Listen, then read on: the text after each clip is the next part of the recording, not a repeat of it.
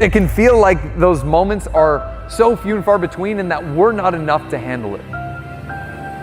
That we're not going to be able to make it through, that we're going to crack under the pressure, and all of those things may or may not be true, and they may happen and they may not.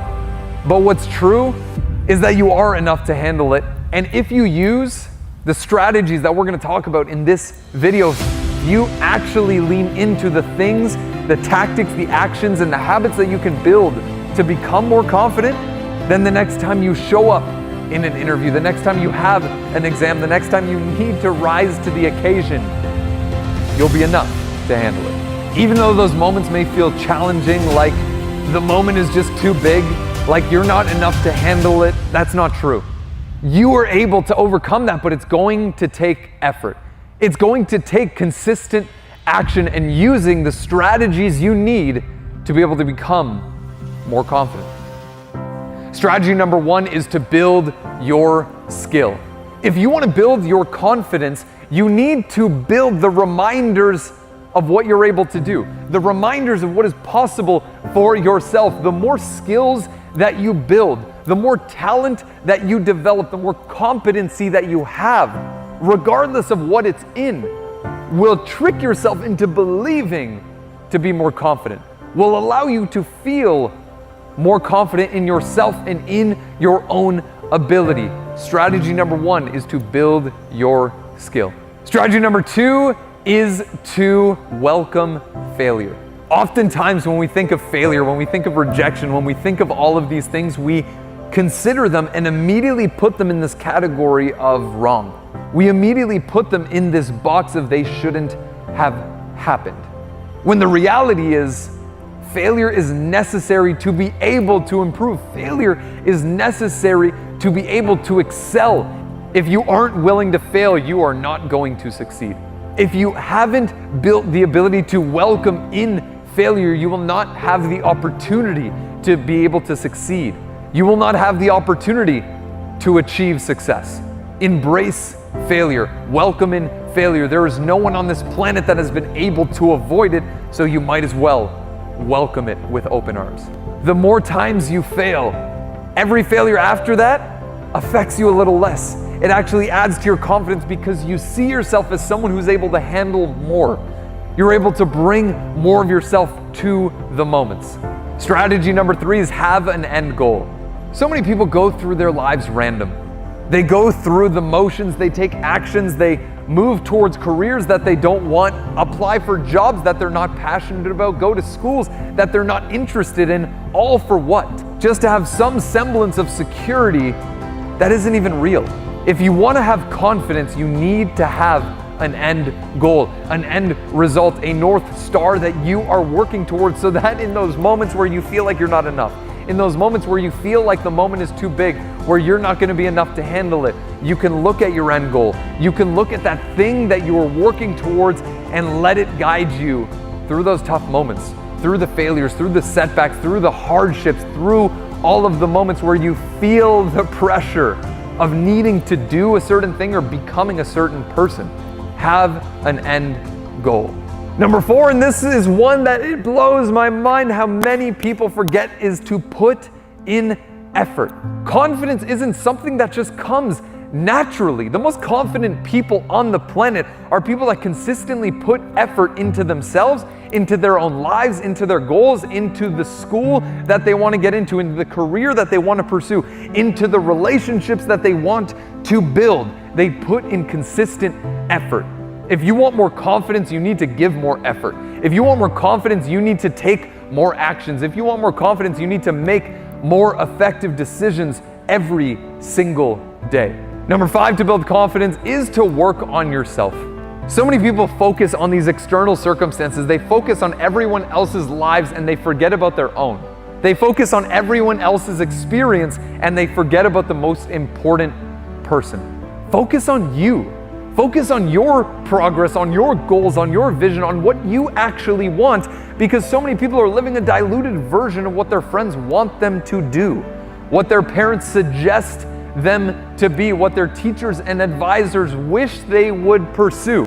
When the reality is that's living someone else's version of your life as opposed to being you and living your own life with your own goals and your own passions. Decide to put in effort into your own progress, into your own growth, and into your own development. Number 6 is don't compare yourself. It's so easy to compare our chapter 1 to someone else's chapter 10. It's so easy to look at the beginning of our story and compare it to the end of someone else's.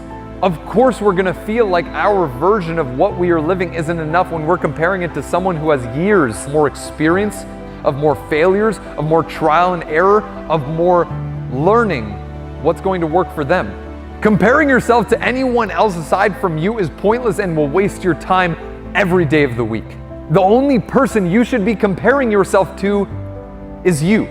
What you put in, the effort you give, the actions you take, the decisions that you make, and the commitments that you give to yourself and the people in your life. Are you sticking to it or are you not? Because confidence is the process of making and keeping promises to yourself. So how many promises are you making and how many of them are you keeping? How many actions do you take? How many habits do you decide to build? How many New Year's resolutions do you decide to create but never stick to? Decide to stick to your word. Number 7 is believe in your own ability. So part of confidence is believing in your ability to figure things out.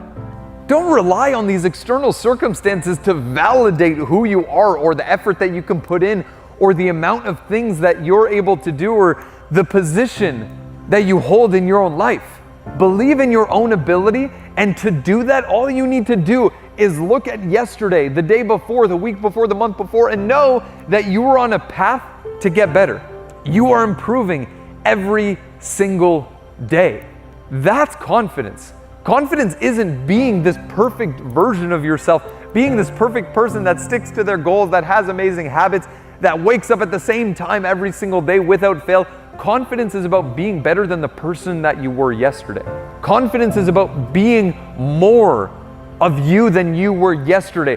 That is how we develop confidence, by developing our skills, by developing who we are, by developing our understanding, our point of view, our perspective, not only on ourselves, but the world around us. If you want to build confidence, believe in your ability to grow. Believe in your ability to get better. Believe in your ability to give that presentation, to rock that exam, to get into that school, to get that dream job. Believe in your own ability. And number 8 is to accept your imperfections. Josh Shipp says, your imperfections make you human and your humanity makes you influential. If you want to be influential, not only for your own life, but for the lives of the people around you, realize that it is your imperfections that make you human. It is your imperfections that people want. That is what people need. People are starving for authenticity because your level of confidence will be determined by your ability to accept your imperfections. Your level of confidence will be determined by your ability to look at the things in your life, everything under the sun that makes you you, and be able to accept it and lean into it and not put it into a corner, not push it away because you're ashamed. Confident people know that your imperfections are what actually allow you to be confident. They will be the determining factor in your ability to feel confident and your ability to have confidence be a part of your life.